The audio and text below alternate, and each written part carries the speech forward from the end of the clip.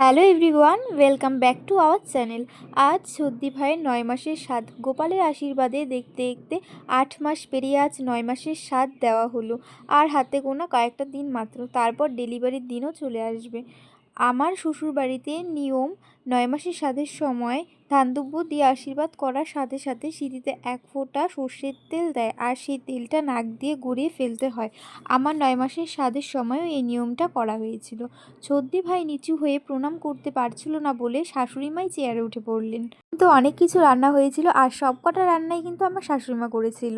তো 9 মাস, তাই 9 রকমের আইটেম রান্না করেছিল। ছিল বেগুন ভাজা, পাঁপড় ভাজা, এর মাথা দিয়ে মাছের ডাল, মুড়ি ঘন্ট, গুঁড়ো আলু দিয়ে কাতল মাছের ঝোল, আম বাটা দিয়ে চিংড়ি মাছ, চাটনি, আর যেটা মেন সেটা হচ্ছে পায়েস। ভিডিওটি কেমন লাগলো তোমরা সবাই কমেন্টের মাধ্যমে জানিও। আর মা আর বেবির জন্য একটু ভগবানের কাছে প্রার্থনা করো যেন দুজনেই খুব ভালো থাকে, সুস্থ থাকে।